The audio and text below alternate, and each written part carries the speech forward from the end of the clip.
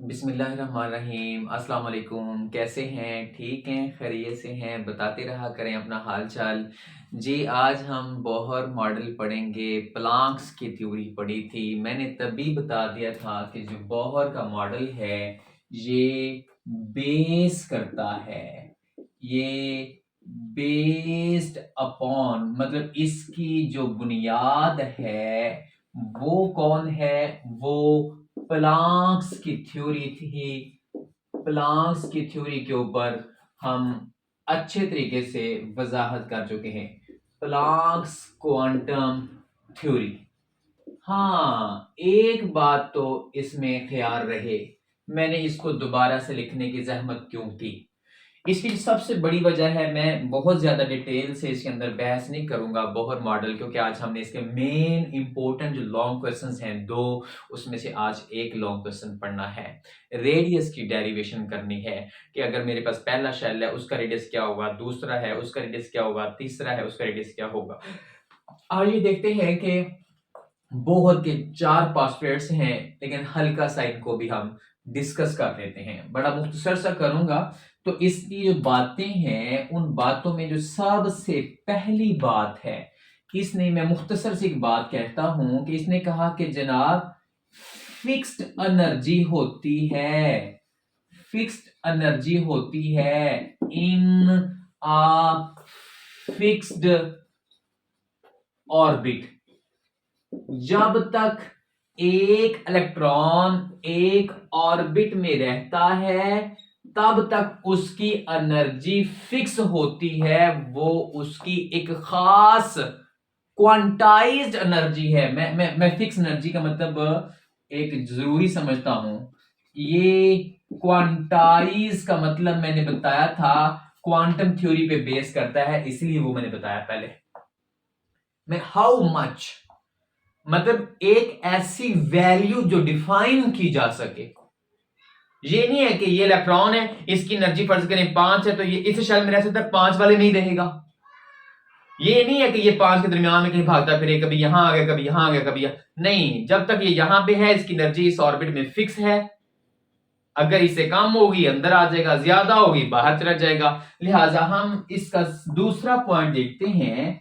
वो कहता है, बोहर कहता है, बिल्कुल प्लांक्स की थ्योरी को मद्देनजर रखते हुए, कि जब तक एक फिक्स शेल मतलब ऑर्बिट के अंदर इलेक्ट्रॉन रहता है तब तक ना तो वो, मतलब नेदर एमिट नॉर एब्जॉर्ब, हाँ, वो ना तो रेडिएशंस खारिज करता है ना ही जज़ब करता है।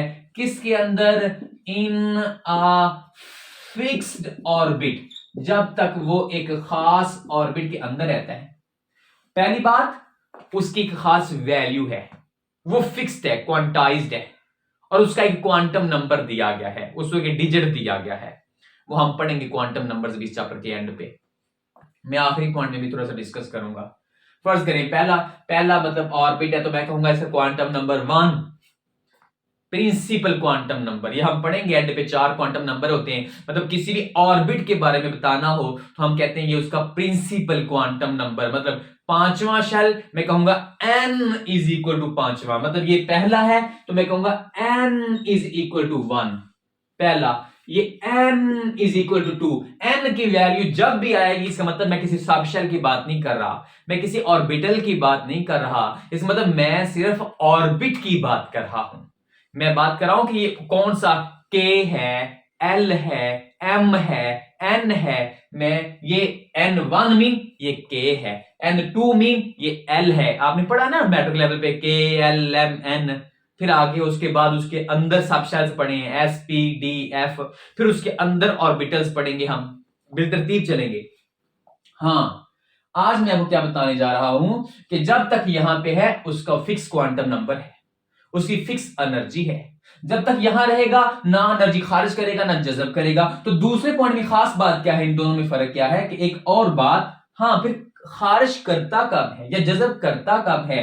ओनली, मतलब ये एमिट करता है, एमिट करता है या एब्जॉर्ब करता है एनर्जी। कब करता है? जब व्हेन जंप करता है, जब जंप करता है। बस जब अंदर से बाहर जाएगा या बाहर से अंदर आएगा, उस वक्त सिर्फ एनर्जी खारिज होगी या जज़ब होगी। वो अब कितनी एनर्जी खारिज करता है या जज़ब करता है, वो तीसरे पॉइंट में हम देख लेते हैं। हम वो अकॉर्डिंग टू प्लांक्स, जो प्लांक्स की इक्वेशन थी, जो प्लांक्स की इक्वेशन थी उसके मुताबिक खारिज करता है या जज़ब करता है। मसलन ई एनर्जी में कितना चेंज आएगा इज इक्वल टू, हां जी, E2 माइनस E1। मतलब जितना दो ऑर्बिट की एनर्जी में फर्क है, इसकी एनर्जी, फर्ज करें, मेरा समझाना मकसद है, मैं कहता हूं जी वो हम पढ़ेंगे, एनर्जी भी निकालेंगे, रेडियस के बाद एनर्जी भी निकालेंगे, उनकी खास वैल्यू है 13.31, मतलब 1313.31। ये मतलब एग्जैक्ट इतनी माइनस में वैल्यू है। ये वैल्यूज मैं आपको समझाने के लिए, फर्ज करें एक दफा गलत बोल रहा हूं, पहले ऑर्बिट की एनर्जी 5 है, अगले की 10 है, तो 10 से जब 5 वाले में आएगा तो बाकी 5 क्या करेगा? खारिज कर देगा। एक बंदा इस अंदर वाले ऑर्बिट में है, उसके पास इस घर में खर्चा है 5, तो अब ये इसी गरीब घर में रह रहा है, जब तक रहेगा 5 उसका खर्चा है, उसे 5 ही चाहिए। जब वो इससे बड़े ऑर्बिट में जाएगा, अमीर हो जाएगा, उसे बड़े घर में रहना पड़ेगा, उसके खर्चे बढ़ जाएंगे, वो 5 के बजाय अब 10 खर्चा है, तो बाकी के 5 कहीं से लेके जाएगा। मतलब जब भी एक एटम को 5 एनर्जी दूंगा तो वो अंदर से निकलकर बाहर वाले में रहना शुरू करेगा। अगर उसके पास और पैसे आए, मैं उसे और एनर्जी दूंगा, उसे और पैसे मिले, वो इससे भी बाहर वाले में चला जाएगा। मतलब जितना अमीर होता जाएगा, जितनी एनर्जी बढ़ती जाएगी, अमीर का मतलब जितनी एनर्जी बढ़ती जाएगी उतने बड़े घर में जाता जाएगा। ये आपको समझाने के लिए टोटका बता रहा हूं। छोटा घर, थोड़े खर्चे, थोड़ी एनर्जी। निकालेंगे, डेरिवेशन भी करेंगे कि कैसे उसकी एनर्जी होती। हाँ, मुझे कैसे पता इन दोनों के अंदर कितना फर्क है, कैसे मेजर करूंगा, मुझे, मेरे लिए कैसे मेजर करना आसान होगा। प्लांक्स ने तो कह दिया एनर्जी, तो ये भी डिराइव कर देगा। बड़ी सिंपल सी बात है जी। उसका सिंपल सा तरीका ये है कि एच म्यू, एच क्या था? प्लांक्स कांस्टेंट था। म्यू क्या था? फ्रीक्वेंसी। अच्छा, जब इलेक्ट्रॉन जंप करेगा 10 वाले से 5 वाले में, अब उसका खर्चा 5 है, तो वो बाकी के 5 रुपए क्या करेगा? रास्ते में सदका कर देगा, निकाल देगा, खारिज कर देगा। तो जब बाहर से अंदर जाएगा, 10 वाले घर से 5 वाले में जाएगा, बाकी 5 क्या करेगा? खारिज करेगा। और वो जो खारिज करेगा, वो जब जंप करता है तो उस वक्त खारिज करेगा, तो ये रेडिएशन खारिज होगी। तो इस रेडिएशन की आप फ्रीक्वेंसी चेक कर लें। फ्रीक्वेंसी वेवलेंथ से चेक होती है। फ्रीक्वेंसी से वेव की तादाद पता लगेगी, और वेव की तादाद से हम उसकी एनर्जी मालूम कर सकते हैं।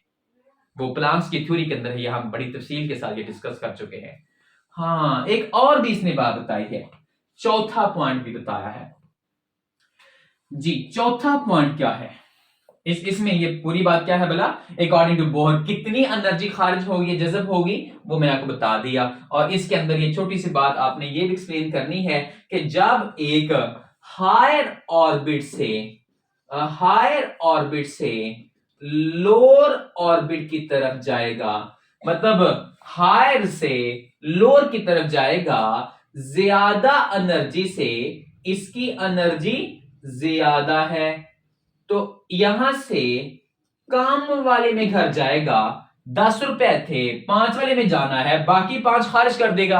अच्छा, इस वक्त मतलब इस वक्त एनर्जी एमिट करेगा। हूबहू इसके उल्टी बात कर लो कि जब लोअर ऑर्बिट से छोटे क्वांटम नंबर से बड़े में जाएगा, तो उस गरीब घर से अमीर में जाने के लिए उसे पैसे चाहिए, उसे दरकार है, लिहाजा जब एनर्जी मिलेगी तब ही उस घर में जा सकता है, बाहर वाले में जा सकता है।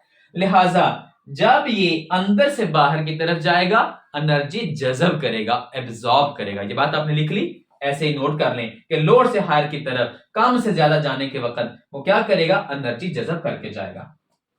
अभी मेरे पास एक छोटी सी बात का और ख्याल रखना है, आपने चौथा पॉइंट भी हम डिस्कस करते हैं। चौथा पॉइंट क्या है जी? चौथा पॉइंट कहता है जनाब सिर्फ एनर्जी के ऊपर ही बात ना की जाओ, बल्कि इसका मोमेंटम, एंगुलर मोमेंटम क्यों बोला मैंने बिलाल साहब, मोमेंटम जो बोल रहे थे, एंगुलर मोमेंटम मीन क्योंकि वो एक हम बोहर के मुताबिक एक सर्कुलर पाथ में बोहर के मुताबिक एक सर्कुलर पाथ में घूमते हैं, और सर्कुलर पाथ का तो यहां रेडियस भी होता है, मतलब एक यहां पे इलेक्ट्रॉन है और ये यूं जा रहा है, ये उसकी फर्ज करें वेलोसिटी, उसका मैस फर्ज करें इसका मैस है m, तो मोमेंटम क्या हुआ mv, लेकिन mv फिजिक्स में आपने पढ़ा हुआ है इसलिए मैं इस पे बहुत ज्यादा तफसील नहीं करूंगा। mvp मतलब क्या होता है, मैं एक खास मैस वाली शय मूव कर रही है उसका मोमेंटम होता है, वेलोसिटी है उसकी, वेलोसिटी है मोमेंटम है। अच्छा यहां पे तो वो सर्कुलर पाथ में मूव कर रहा है, मतलब इसका रेडियस भी है, तो अब फिर इसका एंगुलर मोमेंटम भी एक खास फिक्स होगा। बोहर ने ये लफ्ज बताया, एंगुलर मोमेंटम तो होगा ही होगा।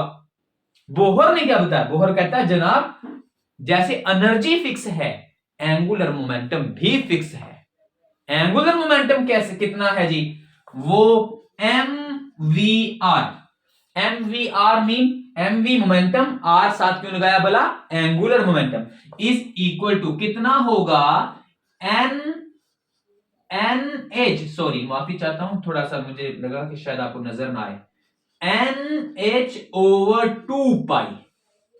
N क्या है, N mean N is equal to 1 2 3 and so on, मतलब पहला ऑर्बिट है, दूसरा है, तीसरा है। जब पहला ऑर्बिट होगा तो यहां H ओवर 2 पाई बच जाएगा, दूसरे में क्या होगा, यहां पे 2 आ जाएगा, 2H ओवर 2 पाई आ जाएगा, तीसरा में क्या होगा 3H ओवर 2 पाई आ जाएगा।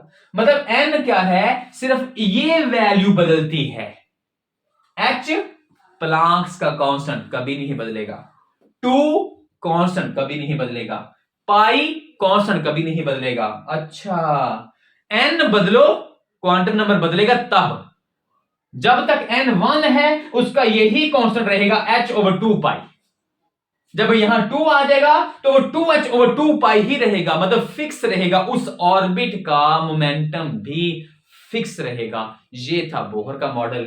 इसके बाद अभी हमने एक लॉन्ग क्वेश्चन पढ़ना है कि रेडियस निकालते हैं, पहले ऑर्बिट का रेडियस कितना है, दूसरे का कितना है, तीसरे का कितना है, ये हमने बोहर के मुताबिक निकालना है। आज ये एक्सरसाइज का हम क्वेश्चन भी पढ़ रहे हैं, साथ साथ क्वेश्चन नंबर 7 पढ़ रहे हैं। क्वेश्चन नंबर 7 हमने ये अभी बोहर मॉडल पढ़ा, उसका पार्ट बी पढ़ते हैं, रेडियस की डेरिवेशन करते हैं। क्वेश्चन नंबर 7 जाके हाईलाइट करें, उसको देखेंगे क्या ये कौन सा सवाल है। रेडियस भी बकायदा एक लॉन्ग क्वेश्चन है, ये इंतहाई इंपॉर्टेंट लॉन्ग क्वेश्चन है, आपने करना है। और जो बच्चे रेगुलर मेरी ऑनलाइन क्लास ले रहे हैं उन्होंने बकायदा इसकी डेरिवेशन करने के बाद नीचे कोशिश करें कि तस्वीर अपलोड करें और मुझे बताएं कि आपने कर लिया है, उसकी पिक्चर्स आपने अपलोड करनी है कि सर ये मैंने काम कर लिया है, और लाजमी करना है, और पहले वाला नहीं दिखा देना आपने ये जब डेरिवेशन हो जाए कम से कम 2-2 दफा करनी है, लेकिन एक दफा तस्वीर करके मुझे अपलोड करके आपने दिखानी है कि जी जनाब कर लिया सर, ताकि मुझे भी हौसला हो कि आप लेक्चर रेगुलरली करने के बाद लिखते भी हैं। चलें जी, अब हमने रेडियस की डेरिवेशन करनी है, कैसे करनी है आइए देखते हैं। पहले रेडियस निकालने से पहले एटम के अंदर थोड़ा सा हम स्ट्रक्चर देखते हैं कि उसका है कैसा, मतलब बोहर के मुताबिक क्या है। ये है एक एटम, ये है जी न्यूक्लियस पॉजिटिव, और ये है जी उसका ऑर्बिट। अब ये जो न्यूक्लियस है इसमें क्या है, आप जरा नोट करें कि ये है न्यूक्लियस, और इस न्यूक्लियस में क्या है, इसमें जी प्रोटॉन्स हैं। फर्ज करें एक प्रोटॉन पे चार्ज E है, जितना इलेक्ट्रॉन पे चार्ज होता है उतना ही प्रोटॉन पे होता है, ताकि फर्क रहे इलेक्ट्रॉन प्रोटॉन में, इसके ऊपर मैं सिंबल डाल देता हूं पॉजिटिव।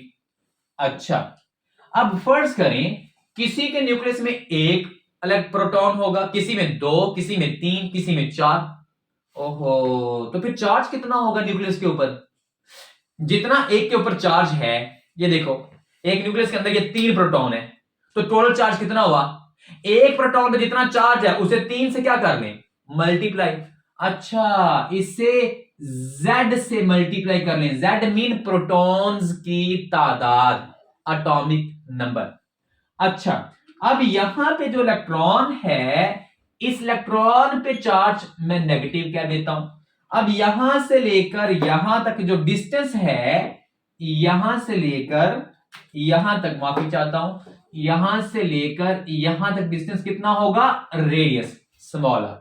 अब ये जा रहा है इस तरफ, इसकी वेलोसिटी कितनी है? v। वेलोसिटी v के साथ मूव करने की कोशिश कर रहा है, रेडियस r पे पड़ा हुआ है। आइए देखते हैं कि यहां पे कौन कौन सी फोर्सेस अप्लाई हो रही हैं। तो सबसे पहले हम देखते हैं अकॉर्डिंग टू कूलम्ब्स फोर्स।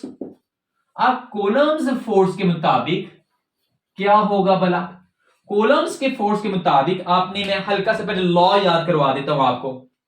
मैं यहां पे हूं, ये एक वो वहां पे है, हमारे दोनों के दरमियान में क्या है? कशिश।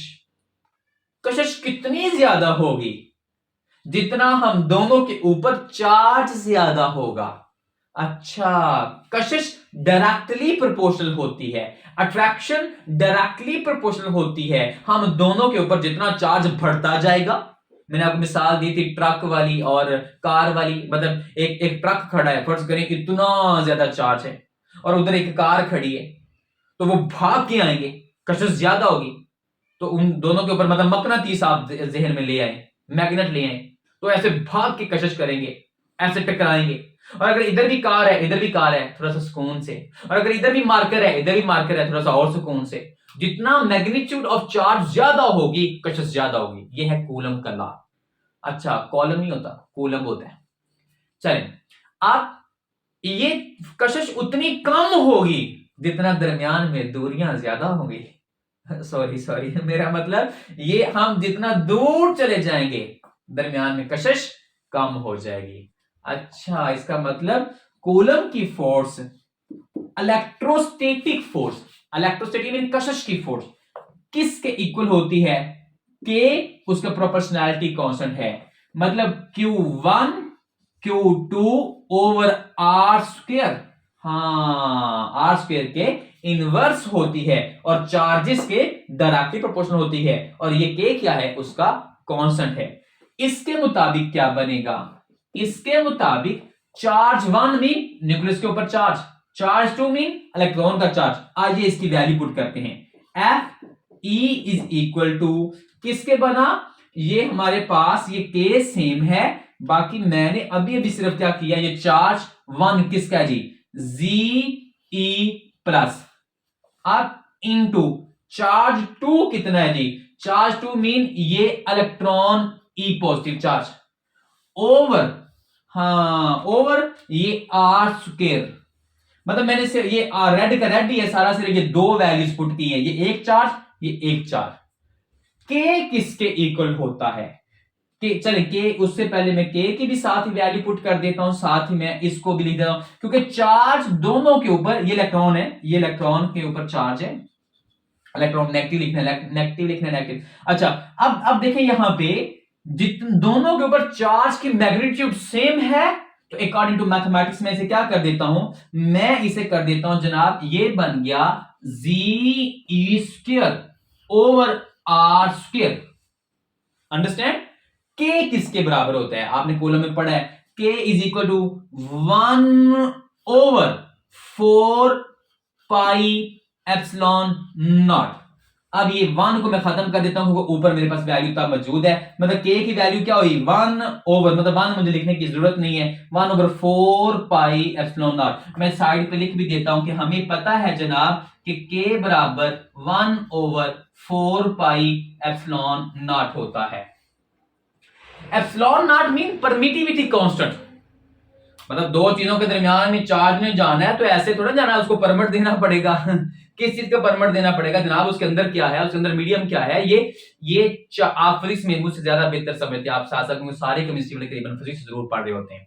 अच्छा, तो ये एप्सिलॉन नॉट, अच्छा इसका मतलब इसकी वैल्यू कितनी होगी, ये भी कांस्टेंट है, 4 भी कांस्टेंट, पाई भी कांस्टेंट, ये परमिटिविटी परमट का कांस्टेंट है कि दो चीजों के दरमियान में जब हम कशिश होती है तो दरमियानी खला के ऊपर कुछ ऐसे फैक्टर्स होते हैं जो फैक्ट कर रहे होते हैं, उन्हें हम एप्सिलॉन आर और पहले मतलब जो एक खास फैक्टर जो अफेक्ट कर ही रहा होता है दरमियानी फासले पे, उसे कहते हैं एप्सिलॉन नॉट। इसीलिए इसकी खास फिक्स वैल्यू है और वो कितनी होती है वो आपने याद रखनी है। ये हमारे पास आ गया जी, ये इलेक्ट्रोस्टैटिक फोर्स आ गई। अब एप्सिलॉन की वैल्यू आपने याद रखनी है कि जी एप्सिलॉन नॉट की वैल्यू होती है 8.84 इंटू 10⁻⁻12। अच्छा, इसके यूनिट्स भी आपने याद रखने हैं, इसके यूनिट्स आपने एमडीकैट के एमसीक्यू के लिए भी याद रखने हैं, कूलम स्क्वायर पर जूल पर मीटर।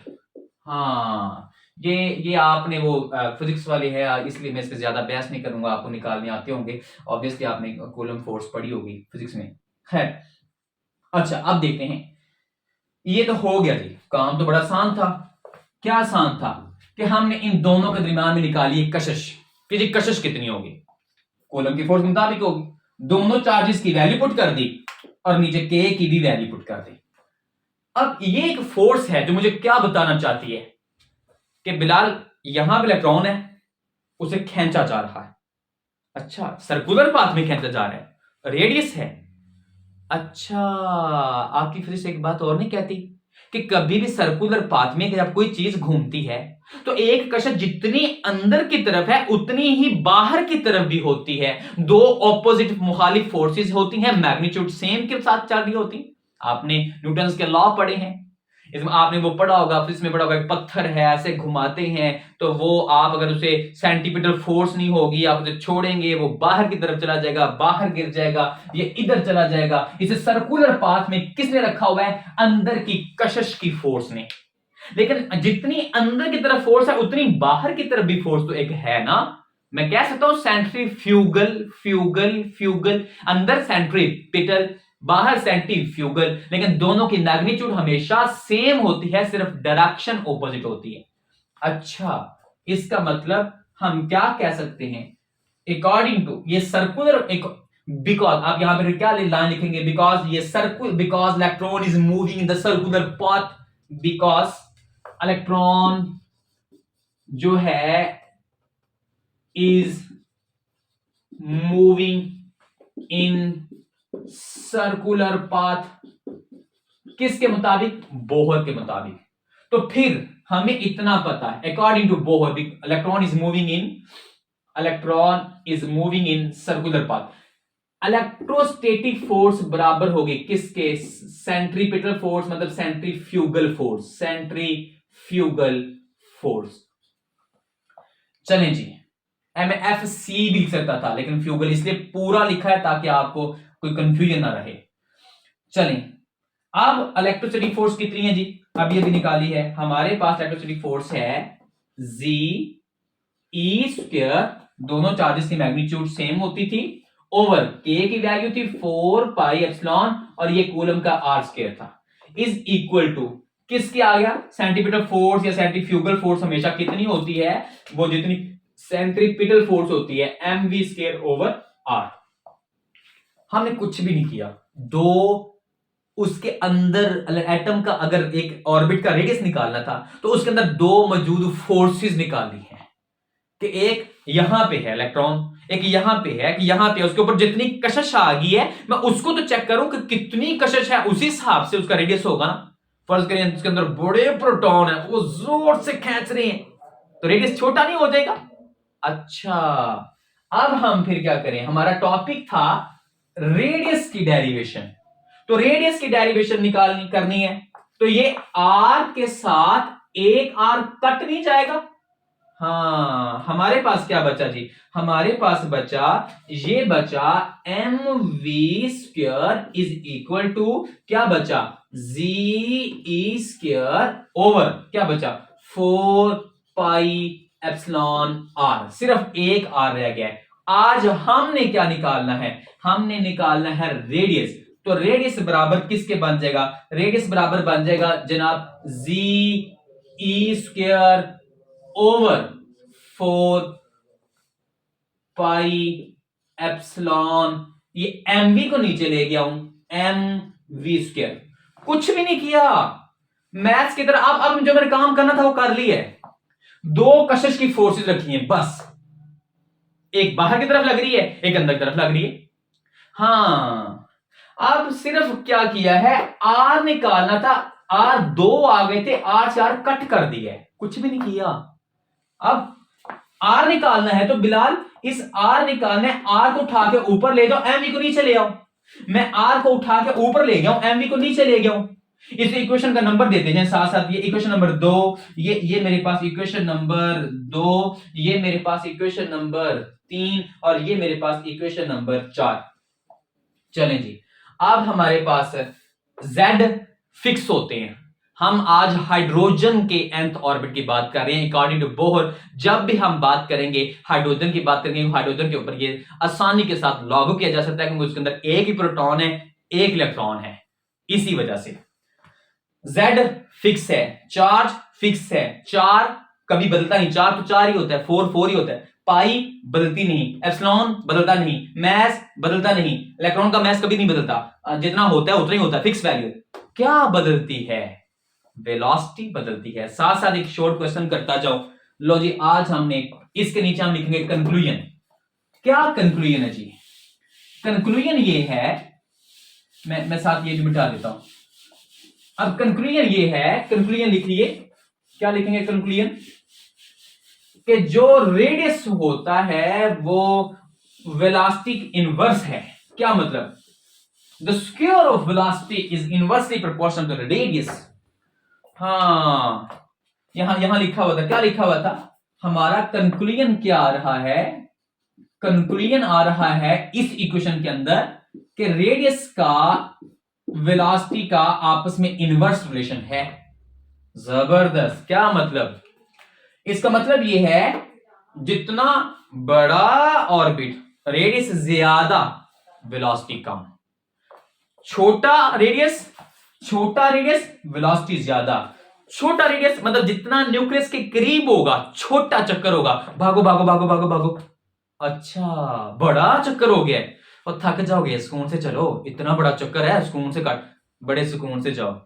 मतलब जितना बड़ा चक्कर होता है सुकून से चल के जाओ, वेलोसिटी कम होती है। जितना छोटा चक्कर होता है, रेडियस कम होता है, न्यूक्लियस के करीब होता है, उतना स्पीड से भागो, खत्म करो, काम गया गया गया, बस। इसका मतलब ये हुआ कि जितना छोटा चक्कर है इलेक्ट्रॉन ज्यादा स्पीड के साथ मूव करता है, बड़ा चक्कर है थोड़ी स्पीड के साथ मतलब हरकत करता है। इसे आप इंग्लिश में लिख लीजिए कि वेलोसिटी का स्क्वायर जो है वो इनवर्स होता है किसके, और रेडियस के। आइए, अगर यही बात थी तो उस इक्वेशन नंबर 4 में वेलोसिटी की फिर वैल्यू पुट करते हैं। अब हम अकॉर्डिंग टू, आपको पता है बोहर के मुताबिक एक बात थी, क्या थी, कि M V R is equal to N H over 2 pi. Angular momentum में क्या होती है, वेलोसिटी, कि एक यहां पे है इलेक्ट्रॉन, उसकी वेलोसिटी कितनी होगी, एक यहां पे है उसकी इलेक्ट्रॉन मतलब कितनी वेलोसिटी होगी। अच्छा, वेलोसिटी की वैल्यू पुट करनी थी तो मैं ये टोटल अभी तक 2 काम किए हैं। पहला कशिश की फोर्स, दूसरा वहां से सेंट्रीफ्यूगल फोर्स, बराबर आके रेडियस निकाल दिया, मेरा जवाब आ गया था, यही था रेडियस। लेकिन एक शय ऐसी आ गई थी, ये फिक्स नहीं थी, यहां वेलोसिटी और यहां वेलोसिटी और यहां वेलोसिटी और, इसकी वैल्यू करने के लिए अब आज हमने तीसरा काम किया है। अंडरस्टैंड, अभी तक टोटल 3 काम हो गए, ये कशिश की फोर्स, ये सेंट्रीफ्यूगल फोर्स, ये तीसरी शय कौन सी लेके आए हैं, एंगुलर मोमेंटम से वेलोसिटी। टोटल बाहर से 3 ही वैल्यू लेके आए हैं, बाकी सिर्फ हमने मैथमेटिकली रेडियस ही निकालना है। वेलोसिटी किसके बराबर होगी जनाब, वेलोसिटी बराबर होगी एन एच ओवर 2 पाई, जो है ये 2 पाई, एम और आर को उठा के नीचे ले जाओ, मुझे निकालनी है वेलोसिटी, एम और उठा के नीचे ले जाओ, एम आर। लेकिन जनाब उधर वो जो इक्वेशन थी, यहां इक्वेशन नंबर 4, अभी भी पीछे पीछे जाके देख सकते हैं आप, उस इक्वेशन के अंदर एक मसला था। क्या मसला था? उधर वेलोसिटी नहीं थी, उधर वेलोसिटी का स्क्वायर था। तो मैं यहीं पे कर लेता हूं, by taking the square on the both side. क्या बनेगा? v square is equal to m square h square over 4 pi square m square r square. कुछ भी नहीं किया, कुछ भी नहीं किया, सिर्फ स्क्वायर लिया दोनों साइडों पे। क्यों? मुझे उधर उसके अंदर वैल्यू जो पुट करनी थी वो वेलोसिटी का स्क्वायर था। आइए उसकी वैल्यू पुट करते हैं। by putting the value of v square in the equation number 4। लो जी, हम पुट कर लेते हैं by putting, इसकी वैल्यू पुट कर लेते हैं इन इक्वेशन 4। मैं शॉर्टकट लिख रहा हूं ताकि बहुत लंबा ना हो जाए आपको, क्यों इतनी इतनी चीजें आपको खुद पता होती। वो इक्वेशन क्या थी याद करो, पीछे जाके चेक करो। r बराबर किसके था? हाँ, वो r मेरे पास आ गया था यहां पे, z e स्क्वायर था, उसके नीचे 4 पाई एप्सिलॉन, और वो ऊपर से उठा के मैं एम वी स्क्वायर लेके आया हुआ था। अंडरस्टैंड? हाँ, मुझे इसकी वैल्यू पुट करनी है। इसकी वैल्यू क्या बनेगी जी? r बराबर बन जाएगा z e square over 4 pi epsilon m। आइए बाय पुटिंग द वैल्यू, ये वही है, ये इक्वेशन नंबर 4 ही है, वही जो आप जाके पीछे देख सकते हैं जो हम निकाल रहे थे। उसके अंदर सिर्फ अब कुछ भी नहीं किया, एंगुलर मोमेंटम बोहर मॉडल से हम जाके वेलोसिटी लेके आए कि इस रेडियस में, इतने रेडियस में वेलोसिटी कितनी होगी, इतने पे कितनी होगी, इतने पे कितनी होगी। आइए चेक करते हैं कि वेलोसिटी की वैल्यू पुट करते हैं। क्या है? n square h square over n square h square over. अब ये डबल ओवर लगाना चाहिए या नहीं? आप मुझसे ज्यादा समझदार हैं। अच्छा, इसके नीचे डबल ओवर लगाने की बजाय मैं डायरेक्ट उसे ऊपर ले जाऊं, ये वाली वैल्यू डायरेक्ट ऊपर ले जाऊं। ऊपर क्या आएगा? ऊपर आएगा 4 pi square m square, 4 pi square m square into r square. कुछ भी नहीं कर रहे, तीन चीजें लेके आए, सिर्फ वहां से वैल्यू पुट करके r निकालने की कोशिश कर रहे हैं, क्योंकि हमारा टॉपिक रेडियस है। अच्छा बिलाल साहब, हमें तो रेडियस निकालना है। 4 के साथ 4 गया, एक पाई के साथ एक पाई गई, एक m के साथ एक m गया। हाँ हाँ हाँ हाँ, फिर क्या बचा? इधर r स्क्वायर है, इधर r है, r है, इधर r स्क्वायर है, एक r के साथ एक r कट नहीं जाएगा और 0 नहीं हो गया, 1 हो गया, 1 1 1 1। मतलब इधर मेरे पास, आपकी खातिर लिख देता हूं, इधर सिर्फ क्या रह गया? r, एक r, हाँ, इज इक्वल टू, इधर क्या है? 1। ये सारी वैल्यू नीचे ले आओ, ये सारी वैल्यू उठा के ऊपर ले जाओ। उधर का जो r पड़ा है उसे उधर ही पड़ा रहने दो। अंडरस्टैंड? इधर पड़ा है, नीचे वाली वैल्यू उठा के इधर ऊपर ले आए, ऊपर भी उठा के नीचे ले आए। ये एक r से एक r कट गया था, इधर और कोई शय नहीं बची मेरे पास, 0 नहीं है, 1 1 1 है। 1 का मतलब कोई चीज नहीं है। अच्छा हाँ, इस सारे को उठा के नीचे लेके आओ। क्या बचा? z e स्क्वायर, इधर एक पाई बची है, एक m बचा है, इसको उठा के ऊपर ले गए। हाँ, epsilon n square h square, इसलिए सिर्फ ये बचा हुआ है, एप्सिलॉन बचा हुआ है, n स्क्वायर बचा हुआ है, h स्क्वायर बचा हुआ है। इधर z था, e स्क्वायर था, एक पाई बची थी, एक m बचा था। इनको उठा के नीचे ले गया, इनको उठा के ऊपर ले गया, और तो कुछ नहीं किया। r ही निकाला, इसमें कौन सा महारत की थी? हाँ हाँ हाँ हाँ, अब देखो जरा, हम बात कर रहे थे बोहर के मुताबिक हाइड्रोजन की। तो फॉर हाइड्रोजन हमें पता है हाइड्रोजन के अंदर Z is equal to 1, proton कितने होते हैं? एक। तो ये क्या बन जाएगा? ये R बराबर क्या बन जाएगा?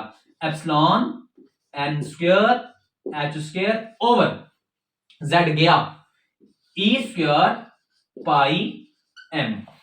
एक बात कंक्लूजन देखें, मेडिकल मेडिकल मेडिकल इंजीनियरिंग को साथ लेके चलो। R और Z आपस में इनवर्स हैं। छोटा सा ट्रिक बता के जा रहा हूं। Z प्रोटॉन ज्यादा, बड़े प्रोटॉन है, बड़ी कशिश है, रेडियस छोटा करने की कोशिश करेगा, तंग करेगा, साइज छोटा हो जाएगा। लेकिन हम हाइड्रोजन की बात कर रहे हैं, उसमें और भी बहुत से फैक्टर्स लागू होते हैं, क्योंकि जिसमें प्रोटॉन ज्यादा उसमें उतने इलेक्ट्रॉन भी ज्यादा, शील्डिंग इफेक्ट्स भी आ जाएंगे। लेकिन वो हायर लेवल की बात है, सिर्फ आपको एक ट्रिक बता रहा हूं कि अभी हम आज हाइड्रोजन की बात कर रहे हैं, ये तो बहुत ही आसान है, प्रोटॉन की तादाद ही एक होती है। अच्छा, अब हमने, लेकिन पता होना चाहिए कि ये आपस में क्या है, इनवर्सली प्रोपोर्शनल है। प्रोटॉन की तादाद ज्यादा होने से रेडियस छोटा होने की कोशिश करता है। आइए देखते हैं जनाब, अगर ये चला गया है तो बाकी बचा क्या है, आज हमने निकाला क्या है, हमारा कंक्लूजन क्या है, आज हमने काम क्या किया है, देख लेते हैं जी। काम क्या किया है, चलें माफी चाहता हूं, मैं इधर लिख लेता हूं। ये जी मेरे पास आर बचा है, क्या बचा था यहां पे, इज इक्वल टू एप्सिलॉन बचा था, एन स्क्वायर बचा था, एच स्क्वायर बचा था, ओवर ये जेड खत्म हो गया था, E square pi M.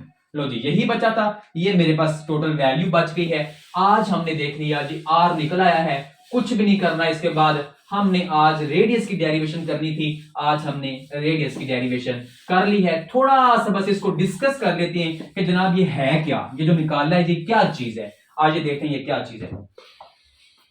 Epsilon constant है, एप्सिलॉन शेल ऑर्बिट पहला पहला होता है, दूसरा दूसरा होता है, तीसरा तीसरा होता है, ये कभी कांस्टेंट नहीं होता। एच कांस्टेंट है, ओवर चार्ज कांस्टेंट है, पाई कांस्टेंट है, एम कांस्टेंट है, इज इक्वल टू, ये सारे कांस्टेंट हैं, तो इन सब की वैल्यू इज इक्वल टू कितनी आती है। वैसे तो वो मीटर में आती है, मीटर को फिर हम उसे कन्वर्ट करते हैं एंगस्ट्रॉम में, 10 की पावर माइनस 10 मीटर बराबर होता है एक एंगस्ट्रॉम के। तो इसे डायरेक्ट मैं एंगस्ट्रॉम में वैल्यू लेता हूं, 0.529 एंगस्ट्रॉम, ये इसकी वैल्यू है। अगर आप निकालना चाहते हैं तो एप्सिलॉन की वैल्यू पुट करेंगे आप कितनी, 8.8 इंटू 10 की पावर माइनस 12, एच 6.6 इंटू 10 की पावर माइनस 34, चार्ज 1.6 इंटू 10 की पावर माइनस 19, पाई 3.14, मैस 9.1 इंटू 10 की पावर माइनस 31। अच्छा, सबकी वैल्यू पुट कर दी, वो मीटर में आएगा, आप उसे किस में जाकर निकाल लीजिए, उसे एंगस्ट्रॉम में कन्वर्ट कर लीजिए। लो जी, इस सारे की वैल्यू आ गई है, बाकी बचा क्या है, इस सारे के अंदर आर बराबर है, ये सारा कांस्टेंट है, इनटू सिर्फ क्या बचा है, एन स्क्वायर बचा है। ओहो, एन के रेडियस डायरेक्टली प्रोपोर्शनल होता है। लिखो कंक्लूजन, लिखो कंक्लूजन, लिखो क्या लिखो कि radius is directly proportional to the square of nth orbit. हाँ, पहले शेल का रेडियस दूसरा 4 गुना बढ़ जाएगा। कैसे कैसे कैसे कैसे भाई, ये कैसे, रेडियस बराबर कांस्टेंट की वैल्यू 0.529 इंटू पहला 2 स्क्वायर, आर ये पहला ये दूसरा 0.529 इंटू ये 2 का स्क्वायर, R3 कितना आएगा 0.529 इंटू 3 का स्क्वायर। ओहो, स्क्वायर स्क्वायर स्क्वायर, क्या मतलब पहले से अगला जवाब कितना ज्यादा आएगा। पहले का जवाब तो आ जाएगा 0.529, अगले का 2.11, क्या मतलब 2.11, 0.529 से यकदम इतना बढ़ गया, क्या मतलब 4 गुना 4 गुना 4 गुना 9 गुना, 3 का स्क्वायर मतलब 9 गुना, आगे 4 का स्क्वायर मतलब 16 गुना। कंक्लूजन लिखो, क्या लिखा कि जनाब as we move away radius increases, ठीक है, as we move away from the nucleus difference between the orbits increases, बढ़ता है। कैसे बढ़ता है, पहले 2 में देखें 4 गुना फर्क है, अगले में फिर पहले की निस्बत 9 गुना फर्क है, अगले में पहले की निस्बत 16 गुना फर्क है। पहले में इतना फासला था, अगले में इतना, अगले में और वो उतना, वो मैं कैमरे से बाहर नहीं जा सकता अगले में इससे भी ज्यादा फासला है, इतना बढ़ गया, कमरा होता तो मैं आपके सामने वो भाग उड़ता वहां तक। अच्छा, इसका मतलब ये है कि कंक्लूजन क्या निकला, हमारा कंक्लूजन जनाब ये निकला है। बस आखिरी बात करके इजाजत चाहूंगा जनाब, कंक्लूजन ये है, इसे मैं लिख देता हूं, आप बाकी इंग्लिश वगैरह आप खुद थोड़ी थोड़ी लिख लेंगे। तो क्या लिखा जनाब हमने, कंक्लूजन साथ मैं बोलता रहा इंग्लिश में, वो आपने सारे लिखने हैं कि रेडियस इंक्रीज करता है जनाब, इंक्रीज करता है, लेकिन जो डिफरेंस होता है बिटवीन द ऑर्बिट्स वो ऐसा ऐसा इंक्रीज कैसे करता है, कैसे पहले दो के दरमियान में फासला कम करता है, मतलब ये R2 और R1 में फासला कम है किसकी निस्बत, R3 और R2 की निस्बत, और ये कम है किसकी निस्बत, R4 और R3 की निस्बत, एंड सो ऑन। ये हमारा कंक्लूजन है कि जैसे जैसे हम move away from the nucleus, जो डिस्टेंस होता है दरमियान में वो उतना बढ़ता जाता है, चौथे और पांचवें शैल में इतना फासला होगा, पहले की निस्बत बहुत ज्यादा होगा। अपना बहुत सा ख्याल रखिए, दोबारा मुलाकात होगी। एक्सरसाइज का क्वेश्चन नंबर 7 जाके सारा देखना है, सारे सवालों के आज मैंने जवाब अंदर दे दिए, जहां जहां कंक्लूजन बताए हैं, वेलोसिटी वाला कंक्लूजन, ये वाला कंक्लूजन, ये सारे शॉर्ट क्वेश्चंस हैं, ये सारे शॉर्ट क्वेश्चंस हैं। आपको मुझे उम्मीद है कि इंशाल्लाह कंसेप्ट क्लियर हो गया होगा। कोई सवाल हो आप कमेंट में पूछ सकते हैं, मुझे आपने असाइनमेंट्स दिखानी है। अल्लाह हाफिज, फी अमानिल्लाह।